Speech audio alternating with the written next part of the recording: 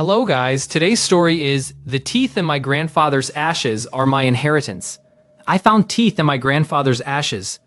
I need you to understand that before I tell you anything else. Before I explain how I got here. Wherever here is some facility with white walls and doctors who look at me like I am made of glass. Before I tell you about the ship, about the crew, about what happened to them, I need you to know that I found teeth in my grandfather's ashes. Small ones. Too many of them. And they weren't his. The tapping hasn't stopped. Even now, as I write this, I hear it. Small, patient, like something knocking on the inside of my skull, waiting to be let in. But I'm getting ahead of myself. That's what the doctors say I do. They don't know what they're asking. They don't know that some things can't be processed. They can only be survived. And surviving, I've learned, is not the same as winning. My grandfather taught me that. Let me start where it actually began. Not in space, that came later. It started in a room that smelled like antiseptic and old flowers, with my grandfather dying in a bed that seemed too small for the man he used to be. There's a photo my grandfather kept on his mantle until the day he died. In it, I'm 7 years old, holding a garter snake I'd caught in the backyard. My smile is so wide, it looks painful. The snake is coiled around my wrist like a bracelet, and I'm presenting it to the camera like a trophy, like proof of something. That's my Eli, he'd say whenever someone noticed it. And for a while, that was true. I was the kid who picked up beetles and let them crawl across his palms while other children shrieked. The one who climbed to the highest branch of the oak tree in Mrs. Patterson's yard just to see if I could, never once considering what would happen if I fell. I chased other kids around the playground with earthworms dangling from my fingers, drunk on the power of their disgust. I remember the feeling of it, that reckless, stupid bravery. It buzzed in my chest like a second heartbeat. Every scraped knee was a badge. Every close call was a story. I threw myself at the world with both hands, certain it would catch me. My grandfather loved this about me. He'd watch me scale fences and jump from heights that made other parents gasp, and he'd just shake his head with this look on his face. Pride, yes, but something else too. Something I didn't recognize until much later. Envy. He was already old by then, though I didn't think of him that way. To me, he was just grandpa. Solid and permanent, smelling of pipe tobacco and Old Spice, with hands like leather and a voice that could fill a room without raising above a murmur. He'd served in Vietnam. He had a Medal of Honor in a glass case in his study, though he never talked about it unless I asked. And I always asked. Tell me about the war, I'd beg, curled up on his lap or sprawled across the floor of his study. And he would. God help me, he would. The stories varied in their details, but never in their shape. There was always a patrol. There was always an ambush. Chaos, gunfire, men screaming in the dark. And in the center of it all, my grandfather, calm, clear-eyed, impossibly brave. He carried wounded soldiers through enemy fire. He held the line when everyone else ran. He made impossible shots, impossible choices, and somehow, impossibly, he walked out alive. The rest of my unit didn't make it, he'd say, and his voice would go soft in a way that made my chest hurt. But I got home. I got home so I could meet your grandmother, so you could be here right now. That's why we fight, Eli. I believed every word. Why wouldn't I? He had the medal. He had the scars, a puckered line along his ribs, a starburst on his left shoulder. He had the nightmares too, though I wasn't supposed to know about those. Sometimes I'd hear him through the wall between our bedrooms, crying out in words I didn't understand in a voice I didn't recognize. In the mornings, he'd make pancakes and ask if I wanted chocolate chips or blueberries, and neither of us would mention what I'd heard. That was the deal we had, the unspoken contract of our household. He gave me stories of heroism. I gave him someone who believed them. He gave me a childhood. I gave him absolution. I didn't know that's what it was back then. I didn't know I was forgiving him for things I couldn't imagine, things he couldn't name. I just knew I wanted to be like him when I grew up. Brave, steady, the kind of person who runs toward danger instead of away from it. I wonder sometimes if that's what broke me. Wanting so badly to be something I was never meant to be. I don't know exactly when that kid disappeared. It wasn't sudden, not like flipping a switch. It was gradual. Like watching a photograph fade in sunlight until you can barely make out what used to be there. The first nightmare came when I was 12. I don't remember what I was dreaming about, only the waking. The sudden gasping return to consciousness, heart slamming against my ribs like it was trying to escape. I tried to sit up. I couldn't. My body was locked, frozen. I could feel the sheets against my skin, could see the familiar shadows of my bedroom ceiling, but I couldn't move. Not my arms, not my legs, not even my head. I tried to scream and nothing came out except a thin, reedy whine that didn't sound human. That's when I saw it. There was something in the corner of my room. Just a shape, really, darker than the darkness around it. Like someone had cut a hole in the world. It didn't move. It didn't have to. The wrongness of it radiated outward like heat from a fire. And I knew, with a certainty that went deeper than thought, that it was watching me. That it had been watching me for a long time. That the moment I'd caught it looking was the moment everything changed. The paralysis broke. I screamed, really screamed this time, and my grandfather came running. And when he flipped on the light, the corner was empty. Just my desk, my bookshelf, my collection of baseball caps hanging on hooks. "You were yelling," he said, his voice rough with sleep. I wanted to tell him about the figure, about the paralysis, about the crushing weight on my chest. But looking at him standing there in his old Marine Corps t-shirt, still solid and steady despite his age, I felt ashamed. So I lied. Yeah, he sat on the edge of my bed. No. He studied me for a long moment, then nodded. "All right, but Elias, there's no shame in being afraid. Fear keeps you alive." I nodded, but I didn't believe him. Because the figure came back the next night, and the night after that. And soon it wasn't just the figure, it was the walls closing in. It was suffocating. It was dying over and over in the space between sleep and waking. I saw threats everywhere. The check engine light in my grandfather's truck meant we were going to crash. The cough from the kid 2 desks over meant I was going to catch something fatal. Every time a teacher called on me, my throat would close up and my heart would pound so hard I could feel it in my teeth.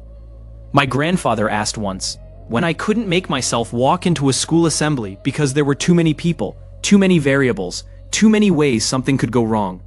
I didn't know how to tell him that I was afraid of everything. That fear had crept into me like water into a crack in concrete, freezing and expanding until it broke me open from the inside. I didn't know how to tell him that I woke up most nights at 3 a.m. with a weight on my chest, convinced I was dying. And that sometimes when I closed my eyes, I still saw that shape in the corner, not watching anymore, just waiting. And he looked at me with something in his eyes that might have been recognition. And he nodded slowly, and he said, "Well, we never did." I want to describe this in a way that makes sense. But the truth is that anxiety doesn't make sense. It's not rational. It's not proportional. It's a broken alarm system that never stops ringing, even when there's no fire. There was a girl in my junior year of high school.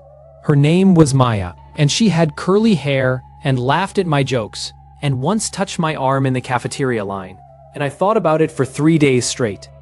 I wanted to ask her to prom. I had it all planned out. The words, the timing, the backup plan if she said no. I never did it. Every time I got close, I'd feel this surge of panic that made my vision swim. I'd imagined the rejection. Not just the word no, but the look on her face, the way she'd tell her friends. The way everyone would know I'd tried and failed. The fear of failure was so much worse than failure itself could ever be, but I couldn't make myself understand that. I'd freeze up, make an excuse, walk away. And then I'd lie awake at night, replaying the moment, hating myself for my cowardice, which only made the next attempt harder. She went to prom with someone else. I didn't go at all. By my 20s, I'd learned to manage it, or at least to hide it. I got a degree in accounting because accountants sit in quiet offices and don't have to give presentations. I found an apartment close enough to my grandfather's house that I could walk there, which was good because driving made my hands shake. I told myself it was because the roads were dangerous, that statistically speaking, cars were death traps, that my caution was just common sense. I told myself a lot of things. The truth was simpler and harder. I was afraid, all the time, of everything. I was afraid of being seen, of being judged, of being found wanting. I was afraid of the phone ringing, of emails with urgent subject lines, of knocks on the door. I was afraid of crowds and silence, of open spaces and enclosed ones, of the dark and sometimes even the light. I tried therapy. 3 different therapists, actually. They all said variations of the same thing. Breathe through it. Challenge the thoughts. Expose yourself gradually to what scares you. They gave me worksheets and acronyms and exercises that worked for about 15 minutes at a time. They prescribed medication that took the edge off, but left me feeling like I was watching my life through a window instead of living it. None of it fixed the fundamental brokenness at my core. That certainty, deep and immovable, that something was wrong with me. That I was built wrong. That the fearless child who'd caught snakes and climbed trees had been an imposter. And now the real Elias had emerged. The coward, the failure, the disappointment. My grandfather never said he was disappointed in me. He never had to. He started forgetting things when I was 26. Small things at first. Where he'd put his keys, whether he'd taken his pills, what day the garbage went out. I told myself it was normal. He was 83 years old. Everyone forgets things at 83. But then he forgot my name. It was a Thursday. I'd come over to help him with his grocery shopping, the way I did every week. He answered the door and looked at me like I was a stranger, and for a long, terrible moment, I watched him search for recognition that wouldn't come. "Eli," I said. Something clicked behind his eyes. He smiled, but it was wrong. Too wide, too desperate. "Eli," he repeated, like he was testing the word. Of course, of course. The doctors called it vascular dementia. They said it would be slow, then fast, then over. They said to prepare myself. How do you prepare yourself to lose the only person who ever believed you were brave? I moved into his house for the last 6 months of his life. Took a leave from work that became permanent. Stopped leaving except for essentials. My world shrank to the size of that old Victorian, with its creaking floorboards and its smell of pipe tobacco that lingered in every room, even though he hadn't smoked in years. Some days he was almost himself, sharp, present, full of stories. On those days, we'd sit in his study and he'd point to the Medal of Honor in its glass case and tell me about the war. The same stories I'd heard 100 times, and I'd listen like I was hearing them for the first time, because maybe I was. Maybe each time he told them they changed a little, grew a little more heroic, a little more impossible. Other days he didn't know where he was. He'd call me by names I didn't recognize. Danny, Lee, a Vietnamese name I couldn't pronounce. And talk to me in urgent, terrified whispers about things that made no sense. Tunnels, smoke, the sound of crying in the dark. On those days, I'd hold his hand and tell him he was safe, that he was home, that whatever he was remembering couldn't hurt him anymore. I was lying, but he didn't know that, and neither really did I. It should have made me feel useful. Instead, I felt like I was watching a building collapse in slow motion, powerless to stop it. The night he died. He was lucid. That's the cruelest part, I think. The disease gave him back to me just long enough to say goodbye, just long enough to tell the truth. He was in his bed. We'd moved it downstairs to the study, surrounded by his books and his medals and his photographs. And he'd been asleep for most of the day, his breathing shallow and uneven. The hospice nurse had been by that afternoon. She'd taken me aside and told me it would be soon, probably tonight, and that I should say whatever I needed to say. So I sat with him. I held his hand, that leather-tough hand that had caught me when I fell from trees, and I talked. I told him I loved him. I told him I was grateful. I told him I was sorry I hadn't turned out the way he'd hoped, that I wasn't brave like him, that I'd let the fear win. And then, around midnight, his eyes opened.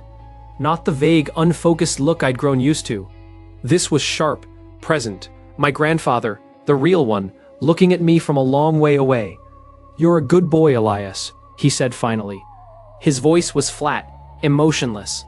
I shook my head. He closed his eyes. When he spoke again, his voice was different, younger, somehow, like the words were coming from a place he'd locked away for 50 years. "The stories I told you, about the war," he swallowed hard. "They were lies, Eli. I went cold. We were on patrol. Jungle outside of Da Nang. There were 9 of us. We got ambushed. NVA came out of nowhere. Williams, he was our squad leader. He tried to get us to fall back, but we were surrounded. The shooting started, and he paused, his breath wheezing. I wanted to tell him to stop, that he didn't need to do this, but something in his expression kept me silent. I found a crater, probably from a mortar strike, and I dove in. Just pressed myself into the mud at the bottom. I could hear them screaming. Williams, Martinez, Jackson, all of them screaming for help, for cover fire, for something. Grandpa, you don't have to. It did stop. Eventually. The shooting stopped, and the screaming stopped, and everything got quiet. I stayed in that crater for 6 hours, too afraid to move. When I finally climbed out, they were all dead. Tears were running down his weathered cheeks now, cutting pale tracks through the yellow tint of his skin. I walked back to base alone, told them we'd been ambushed, that I was the only survivor.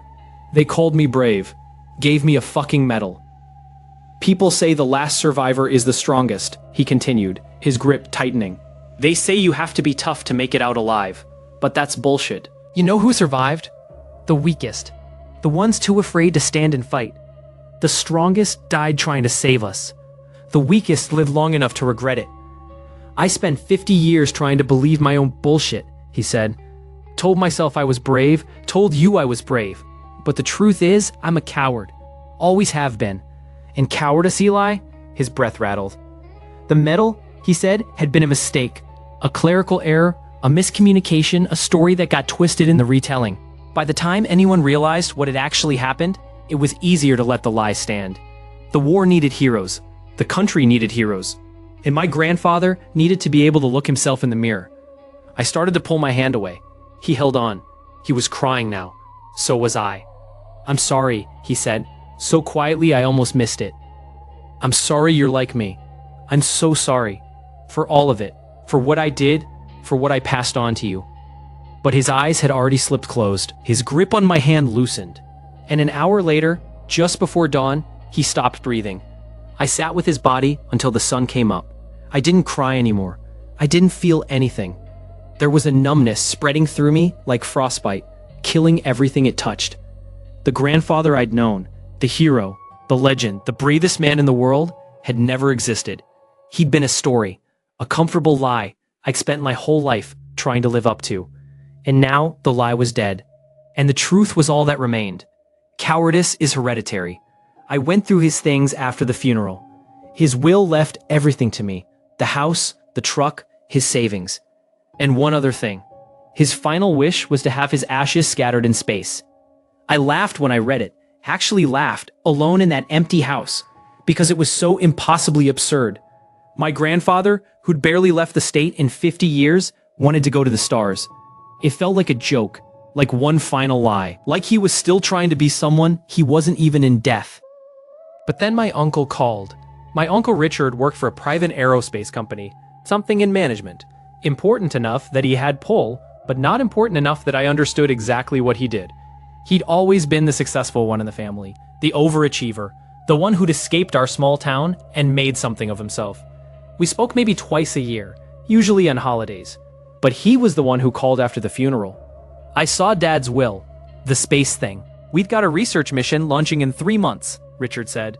Nothing major, routine maintenance on a station in high orbit. Some scientific experiments. I can get you a seat. You could bring his ashes, scatter them out there. I almost said no. The word was right there, ready to fall out of my mouth.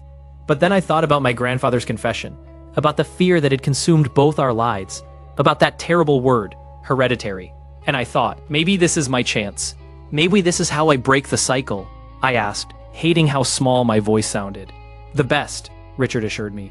A full crew, 4 trained astronauts. You'd basically be a passenger, just there to complete your grandfather's wishes. I closed my eyes. I thought about the boy who'd caught snakes and climbed trees and thrown himself at the world with both hands.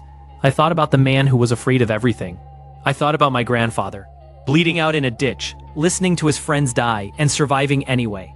Okay, I said. The night before I left for training, I went through my grandfather's study one last time.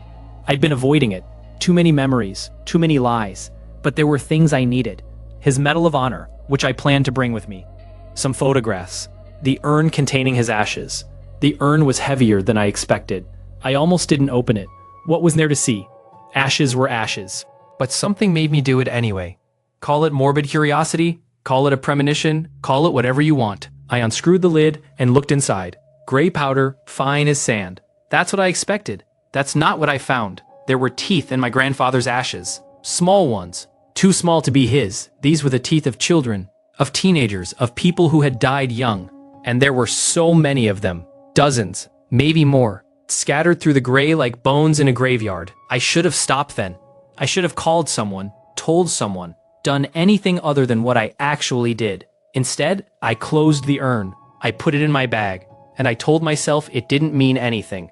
I told myself a lot of things. That night, I dreamed about the shape in the corner of my childhood bedroom, and somewhere, very far away, I heard tapping. The training facility was in Nevada, a sprawling complex of hangars and simulators and dormitories that looked like it had been built during the Cold War and never updated. My uncle had pulled strings to get me a spot in an accelerated program.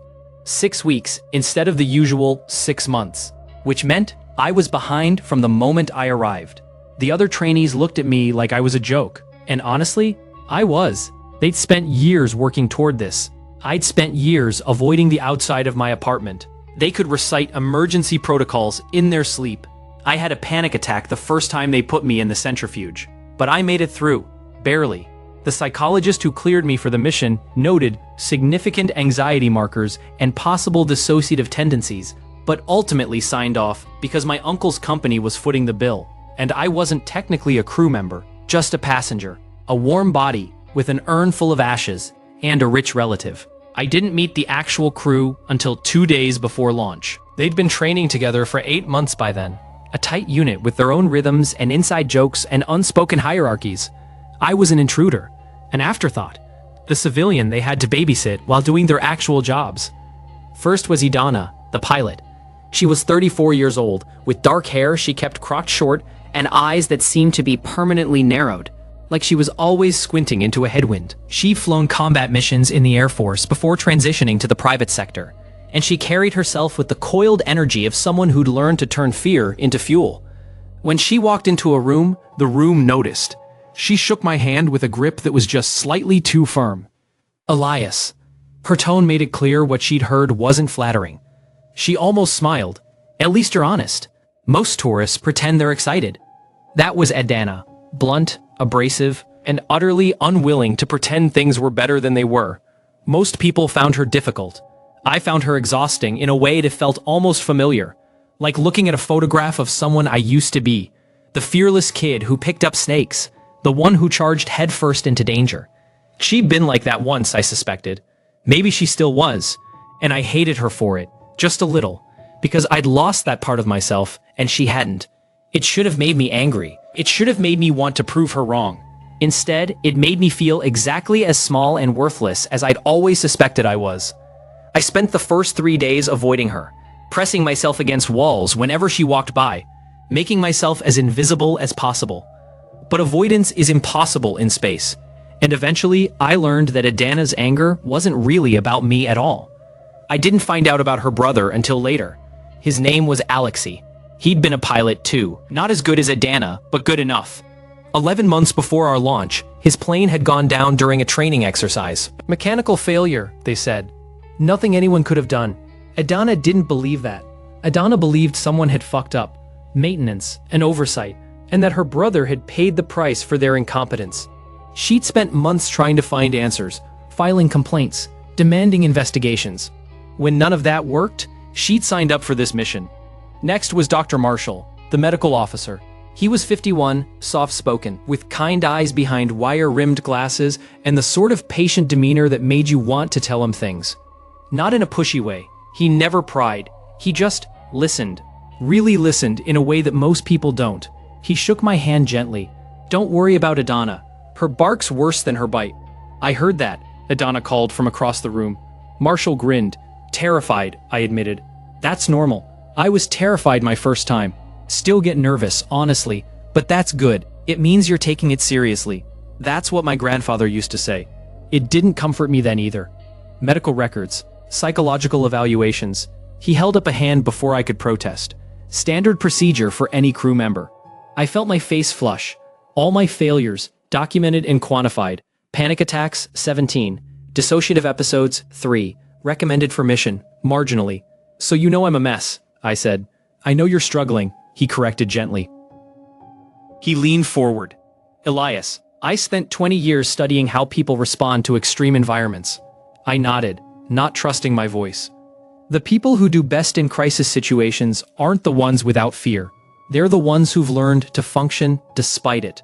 Fear is just information, your brain telling you to pay attention. He smiled. Right now, you freeze, you retreat. He paused. But that's a learned response, Elias. I wanted to believe him. God, I wanted to believe him so badly. But I'd heard versions of this speech from 3 different therapists, and none of them had been able to fix the fundamental brokenness at my core. I asked, what if I'm just... Dr. Marshall was quiet for a moment. Then he said, my daughter was born with a heart defect. Spent the first 3 years of her life in and out of hospitals.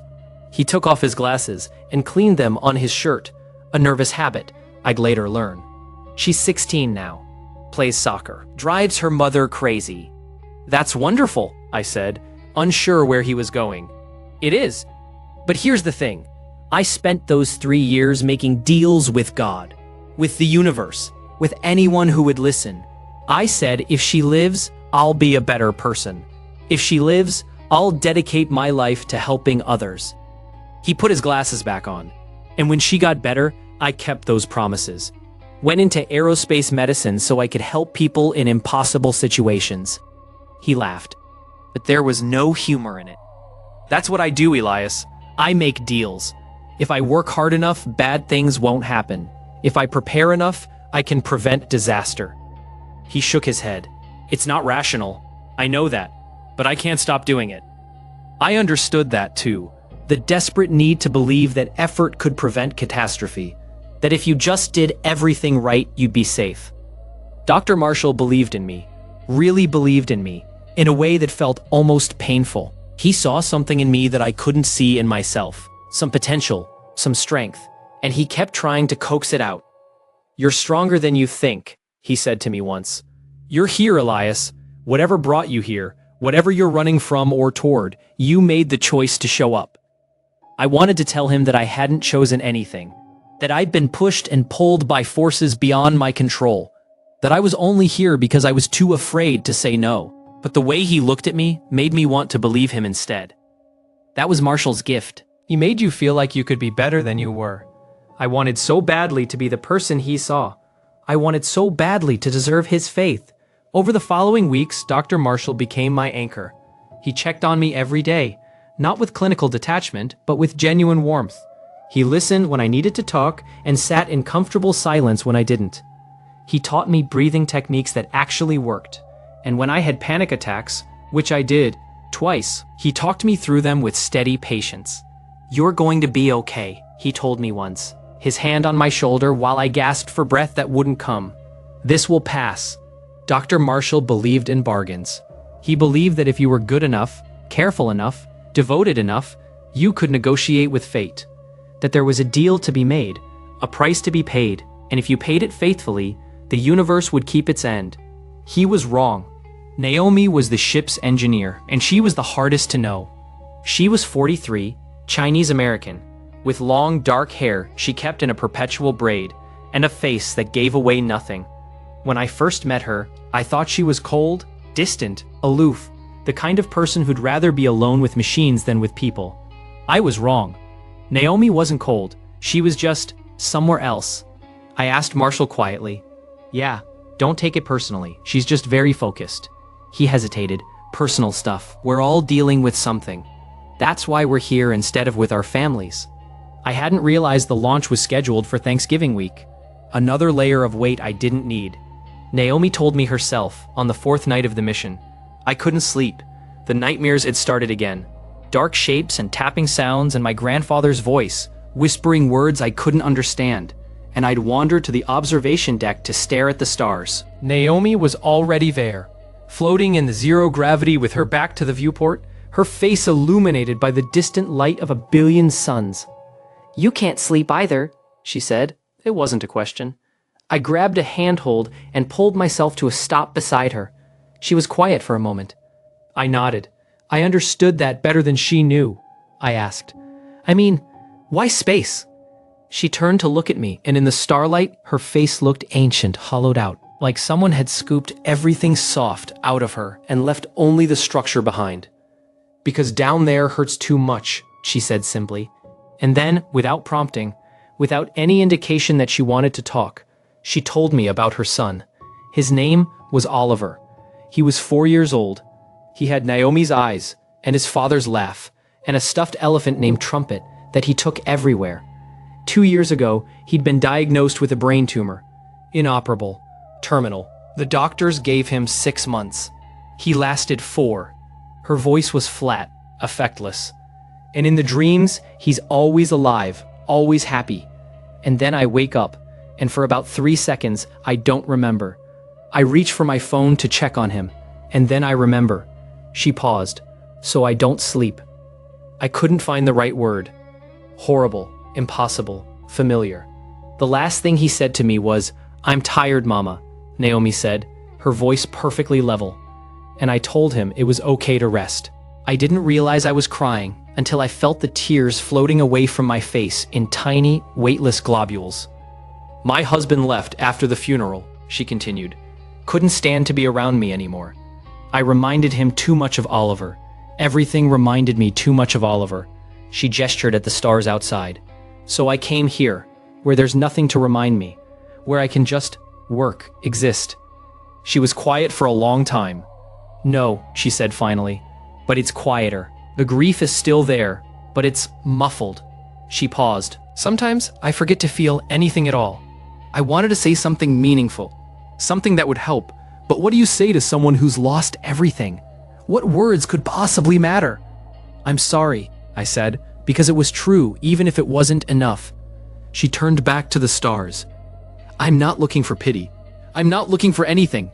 She smiled, and it was the saddest smile I'd ever seen.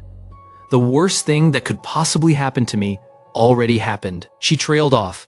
Naomi wasn't running from death. She was waiting for it. Patiently, quietly, the way you wait for a bus you know is coming. She'd already said goodbye to everything that mattered. When the end came for her, she didn't fight it. She just let go. Part of me wonders if that was always the plan. The last crew member was Captain Hesse. Captain Hesse was 62 years old, though he didn't look it. He had the kind of face that seemed carved from something durable. Granite, maybe, or old oak. Gray hair cropped military short. Eyes the color of winter sky. When he shook my hand, his grip was firm but not aggressive. The handshake of a man who had nothing to prove. He reminded me of my grandfather in the good years, before the sickness. Steady, unshakable. His record was impeccable, his reputation unimpeachable, his calm so profound it felt like a force of nature. When he spoke, people listened, not because he demanded it, but because he'd earned it. He shook my hand with both of his. "I'm sorry for your loss." "He was," I said, and left it at that. "I've reviewed your file. I know this isn't easy for you, but I want you to know, you're not cargo. You're part of this crew, even if you're only with us temporarily. If you need anything, if you're struggling, you tell me. No shame in it." I nodded, surprised by the tightness in my throat. "Good." Later, I learned that Captain Hesse had lost his wife 3 years earlier. That he'd requested deep space assignments, specifically because being on Earth felt like drowning in memories. That his acceptance wasn't wisdom, it was armor. A way of surviving loss so profound that any other response would have destroyed him. He never talked about her. Not once, in all the weeks we spent together. But sometimes I'd catch him staring at a photograph he kept in his quarters. A woman with kind eyes and silver hair, laughing at something outside the frame. And the look on his face was the loneliest thing I'd ever seen. The weeks of training passed faster than I expected. It wasn't easy. Nothing about it was easy. The zero-gravity simulations made me sick. The emergency drills triggered panic attacks that I had to hide in the bathroom afterward. The technical briefings were so dense with information that my head ached by the end of each day. But slowly, incrementally, I started to feel like I might actually survive this. The crew helped. Captain Hesse with his steady patience. Dr. Marshall with his unwavering faith. Even Adana, who stopped glaring at me quite so much after I managed to complete an emergency protocol without freezing up. "Not bad," she said afterward, which from her was practically a compliment. And Naomi, in her quiet way, taught me how to find peace in the mechanical rhythms of the ship. How to focus on small tasks when the big picture felt overwhelming. How to be useful, even if I wasn't essential. We ate together, trained together, swapped stories late at night. I learned that Captain Hesse had a dog named Murphy waiting for him back home, and that he talked to it over video calls every Sunday. I learned that Idana collected vintage aviation patches and could recite the specifications of every fighter jet ever built. I learned that Dr. Marshall made terrible puns and laughed at his own jokes like a child, and that Naomi could solve Rubik's Cubes in under a minute and once spent 3 hours teaching me how to do it. I never got faster than 12 minutes. They became real to me, not just crew members, not just symbols, but people. Complicated, broken, trying their best people. People I was starting to care about. That made everything that came later so much worse. The night before launch, I almost told them about the teeth. We were in the common room, all 5 of us, sharing a last meal before the chaos of the morning. Someone had smuggled in a bottle of champagne, and we were passing it around, taking small sips, saying things that felt too big for the moment. And I almost said it. Almost said, "There's something wrong with his ashes. There are teeth in them, small teeth, too many teeth, and I don't know what they mean, but I think they mean something terrible. I think my grandfather did something in the war that he never told me about. Something worse than running, something that left marks. And I'm scared that whatever he was carrying has attached itself to me somehow. That I'm bringing something up here that I shouldn't. That we're all in danger and it's my fault." I thought about my grandfather then, about the men he'd left behind in that jungle, the screams he'd listened to from his hiding place, about the difference between surviving and living. I thought, maybe there isn't one, but I didn't say any of that, because saying it would have meant acknowledging it, and I wasn't ready for that. I was still telling myself the teeth were a mistake, a contamination at the crematorium, something with a rational explanation. I was still in denial. I wonder sometimes if things would have been different, if I'd spoken up, if I'd trusted them with the truth. Maybe they would have called off the mission. Maybe we would have all gone home. Maybe they'd still be alive. Thank you for following our story today. If you want to see more, please like and subscribe.